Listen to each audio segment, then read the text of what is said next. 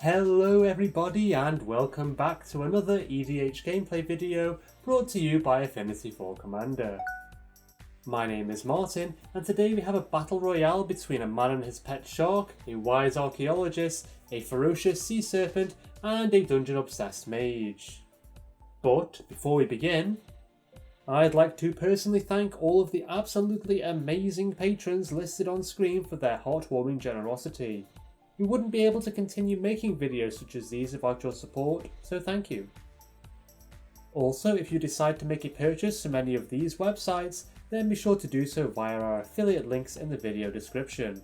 It won't cost you anything extra, but it really helps out the channel. And if you haven't already, then go and check out altersleeves.com, where you can find thousands of super cool designs on perfect fit sleeves to really bling out your decks. Just be sure to quote us as the ones who sent you. But that's enough of that, let's take a look at those opening hands. I am playing my Feldon of the Third Path Reanimator deck, which aims to discard as many powerful creatures as I can for the old man to create copies of. I also run a lot of mana rocks to help cast my high mana value creatures should the recursion plan not work out. I keep an opening hand of Gamble, Hedron Archive, Eldrazi Devastator, Drakuseth Maw of Flames, Temple of the False God, and 2 mountains.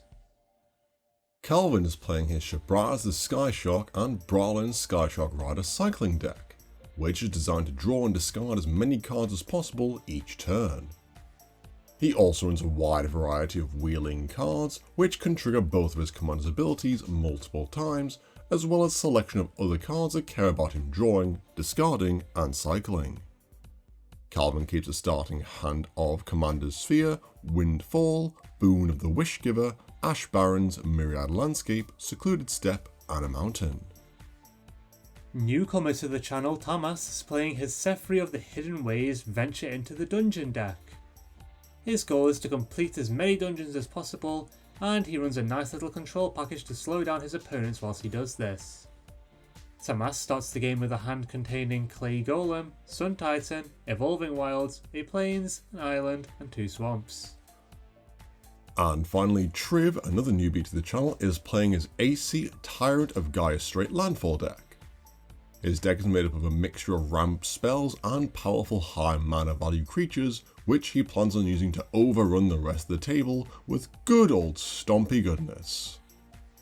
Triv's opening hand is made up of Reclamation Sage, Dungrove Elder, Solemn Simulacrum, Mercfiend Liege, Rampaging Baloths, Vivid Grove, and an Island.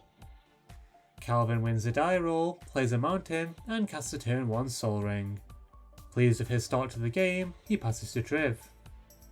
Triv plays a Vivid Grove, putting 2 charge counters on it, and passes the turn. I play a mountain and cast Gamble. I search my library for a card, put it into my hand, and let Tamas pick which card I randomly discard. The chosen card is revealed to be Hedron Archive, which thankfully was not the card I tutored for, and I end my turn. Tamas plays Evolving Wilds, immediately sacrificing it to put a Plains into play from his library. He then passes to Calvin, who responds by cycling Boon of the Wishgiver before moving to his turn. Calvin begins his turn by playing Myriad Landscape, and then taps all of his mana to cast Commander's Sphere. Unable to do anything else, he passes the turn. Triv plays Terramorphic Expanse, sacrificing it to put a forest into play tapped. With nothing more to do, he ends his turn. I play a mountain, which I then tap to cast Faithless Looting. I draw 2 cards, discard Emrakul the Promised End, and after a bit of consideration, discard Breaker of Armies. Happy with my play, I pass to Tamas. Tamas plays an island and, like a typical blue player, passes without casting anything. Calvin once again responds, this time by basic land cycling Ash Barrens. He searches his library for an island, puts it into his hand, and then proceeds to his turn. Calvin plays the island that he just searched for and casts one of his commanders, Shebraz the Sky Shark. With 1 mana open, he ends his turn. Triv plays an island and taps out to cast Dungrove Elder. The Treefolk enters as a 1/1, given that Triv only controls 1 forest, and Triv passes to Martin. I play Eldrazi Temple and then cast my commander, Feldon of the Third Path. Unable to do anything else, I pass the turn. Tomas plays a swamp and casts Commander Sphere. He then passes to Calvin, who has no end-step shenanigans for a change. Calvin draws for turn, gaining a life and putting a +1/+1 counter on Shebraz. He then sacrifices his Myriad Landscape to put 2 planes into play tapped from his library and plays an island as his land for turn. Not yet finished, Calvin casts Jace, Wielder of Mysteries, and activates his +1 ability targeting himself. He mills 2 cards, draws a card, puts a +1/+1 counter on his shark and gains a life. Not a bad little interaction he's got there. Moving to combat, Calvin attacks Triv with Shebraz, dealing him 5 damage. He then instantly regrets his decision, realising that he's left himself completely open to anything that I put into play with Feldon, and passes the turn. Triv draws, misses his land drop, and ends his turn. Oh dear. I start my turn by playing Temple of the False God, which currently does not tap for mana given that I only have 4 lands. Benny would be so disappointed in you. I know. Not to be deterred, I activate Feldon's ability, creating a robotic copy of the Emrakul the Promised End in my graveyard. I then move to combat, attacking Calvin with the Flying Spaghetti monster. Unable to block, he takes 13 damage, and I pass to Tomas, sacrificing Emrakul in my end step. Tomas plays Esper Panorama and then casts his commander, Sefris of the Hidden Ways. Keeping his remaining mana open, Tomas passes the turn. Calvin draws, gaining a life and putting a +1/+1 counter on Shebraz. Next he plays Secluded Step and casts his other commander, Brallin Shabraz Rider. Calvin then activates Jace's +1 ability, milling 2 and drawing a card. He puts another +1/+1 counter on the shark, gains another life and casts Windfall. Everybody discards their hands, with Calvin discarding 5 cards, dealing Tomas, Triv and myself 5 damage and putting 5 +1/+1 counters on Brallin. Everybody then draws 7, with Calvin putting 7 more +1/+1 counters on Shebraz and gaining 7 life. Sweet Urza, that's quite an upside for a simple wheel. You might even say it was really good. Why am I with you? The top-notch humour, I assume. Anyway, discarding our hands causes Tomas to put a creature into his graveyard, triggering Sefris' ability. Tomas ventures into the Lost Mine of Fendelver, scrying 1, and keeping the top card of his library where it is. Calvin then moves to combat, where he attacks me with his now 14/14 Flying Fish. Unable to block, I take 14 damage, and Calvin remarks on how his creature is bigger than mine. It's not all about size, you know. Debatable. With nothing more to do, Calvin ends his turn. Triv begins his turn by playing Myriad Landscape, and then casts Soul Ring. Keeping 4 mana open, he then passes to Martin. I play a mountain, finally allowing me to tap my Temple of the False God for mana, and then cast Gilded Lotus. With nothing more to do, I pass the turn, and Tomas responds by sacrificing his Esper Panorama to put an island into play from his library. With no further interruptions, Tomas moves to his turn. Tomas plays Darkwater Catacombs and then casts Baleful Strix. He draws a card and flashes back the Unburial Rites in his graveyard. Tomas returns Suntan to the battlefield in this way, but sadly lacks any mana value 3 or less permanents in his graveyard to return with the Giant's ETB. Satisfied with his play, Tomas ends his turn, to which Calvin responds by cycling Forgotten Cave. He puts a +1/+1 counter on both of his commanders, gains a life, deals 1 damage to each of his opponents, and moves to his turn. Calvin draws, gaining a life and putting a +1/+1 counter on Shebraz. He then plays Desert of the Fervent and casts Ghostly Prison, making attacking him just that little bit more difficult. Not yet finished, Calvin casts Gavi, Nest Warden, and Trev responds to this by casting a good old-fashioned counterspell. Rather annoyed by this, Calvin activates Jace's +1 ability, milling 2 cards and drawing 1. He gains a life, puts a +1/+1 counter on his shark, and fantasizes about how, in a world without counterspells, he'd have a little dinosaur cat right now. Moving to combat, Calvin enacts his revenge against Triv, attacking him with his 17/17 shark. Unable to block the flyer, Triv takes the damage, putting him at a lethal amount of commander damage. Remind me never to get on Calvin's bad side. Yikes. With one of his opponents eliminated, Calvin passes to me, to which I respond by activating Feldon's ability. I once again make an odd-fact copy of Emrakul, which will stick around until my end step, given that she's missed the beginning of this one, and proceed to my turn. Martin plays a mountain and casts Conduit of Ruin. He searches library, putting Artan of Kozilek on top of his deck, and then moves to combat. Martin attacks Calvin with Emrakul, paying 2 mana for Ghostly Prison, and Calvin responds by activating Shebraz's ability.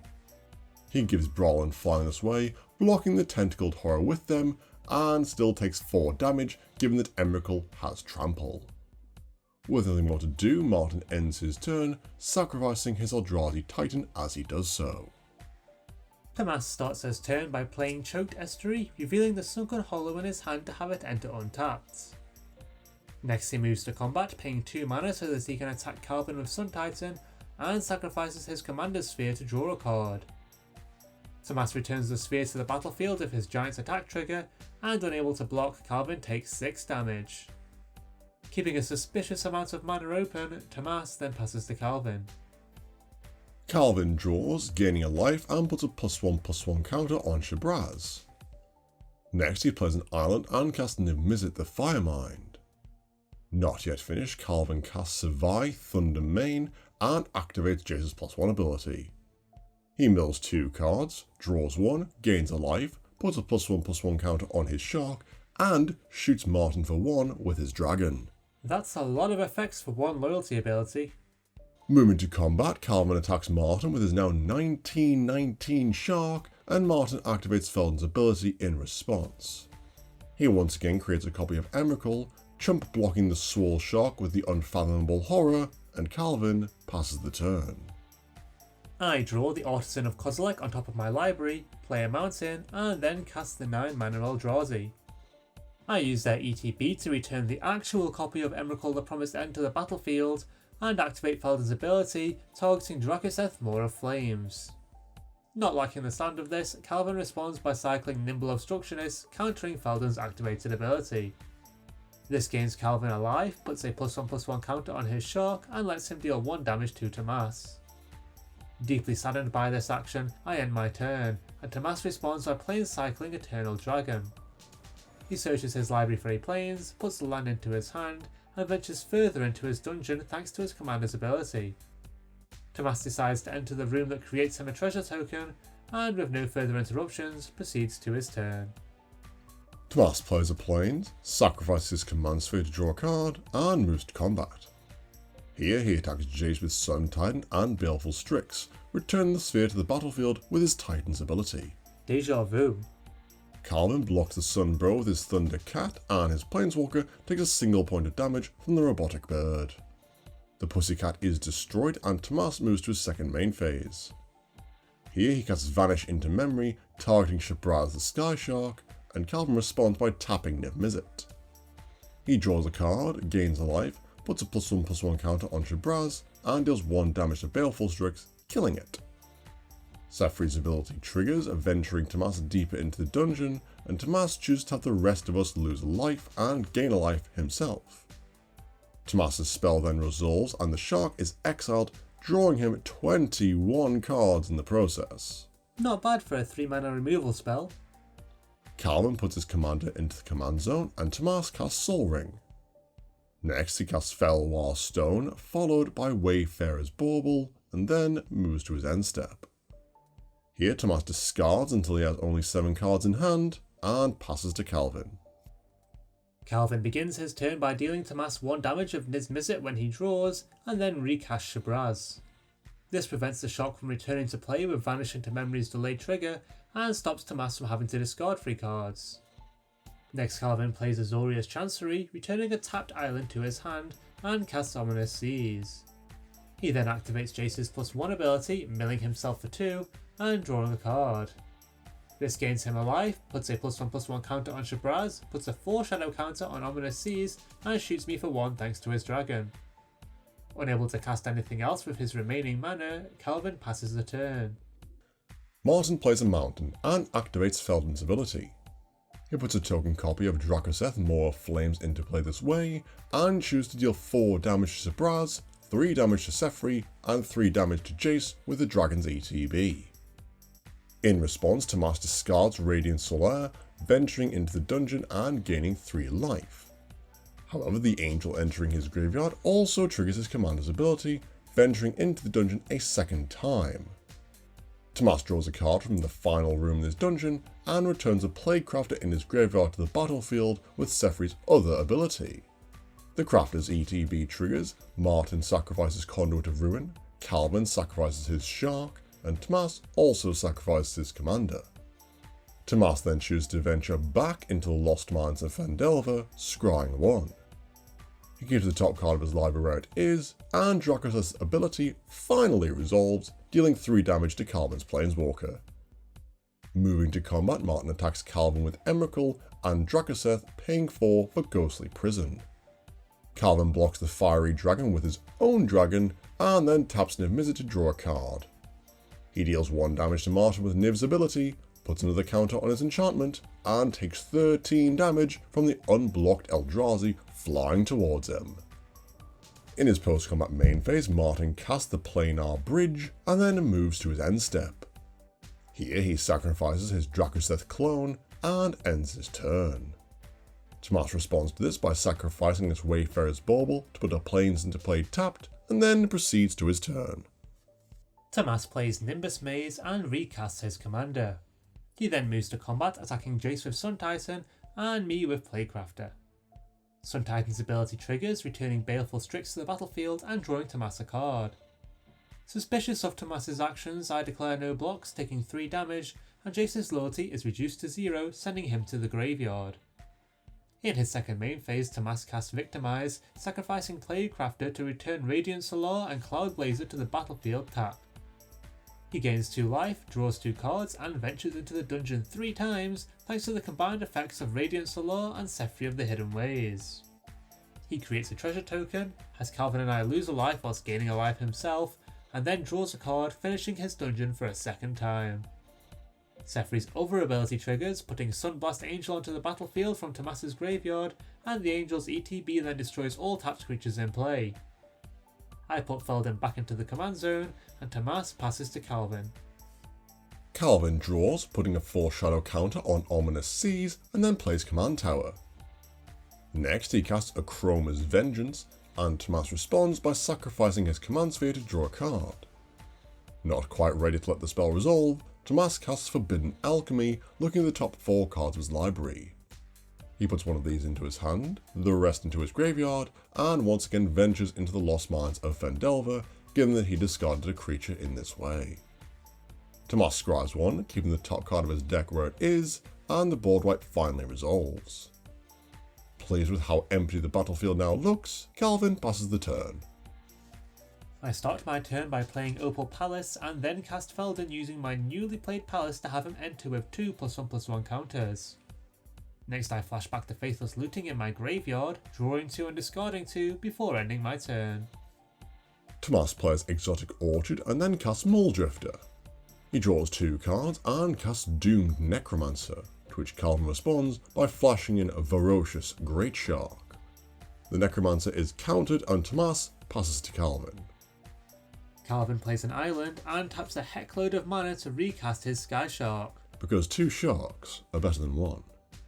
Moving to combat, Calvin attacks Tomas with his Great Shark, who declares no blocks, taking 5 damage.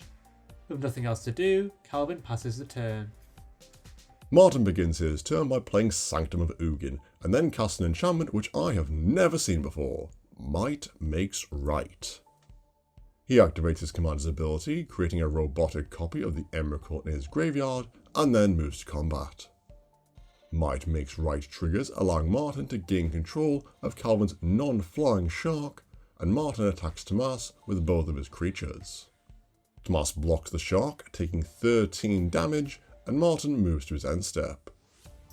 Here he returns Ferocious Great Shark to Calvin, sacrifices Eldrazi Titan, and ends his turn. In his turn, Tomas evokes that Shriekmaw, destroying Feldon with the Elemental's ETB. Next he plays Dimir Aqueduct, returning a tap swamp to his hand, and passes to Calvin. Calvin draws, gaining a life, and puts a +1/+1 counter on Shebraz. He then plays a Plains, recasts Brallin, and casts Psychic Impetus, enchanting his Skyshark with the Aura. Moving to combat, Calvin attacks Tomas with both of his sharks, triggering his Aura's ability. He then scries 2, putting both cards on the bottom of his library, and Tomas responds by casting Grave Endeavour. He rolls 2 d10s, both of which land on 10, and returns Sunblast Angel to play with 10 +1/+1 counters on her. Both Calvin and Martin lose 10 life, Tomas gains 10 life, and Calvin responds to the newly resurrected Angel's ETB by cycling Decree of Justice. He gains a life, deals 1 damage to Martin and Tomas, puts a +1/+1 counter on both of his commanders, and Sunblast Angel's ability finally resolves. Both of Calvin's attacking creatures are destroyed, and Calvin passes the turn to a rather concerned looking Martin. I play a mountain and then cast Wormcoil Engine. Unable to do anything else, I end my turn. Tomas draws, smiles, and plays Gaia Reach Sanitarium.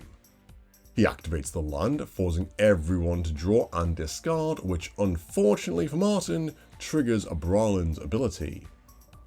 Calvin puts a +1/+1 counter on the Skyshark Rider and deals 1 damage to Tomas and Martin.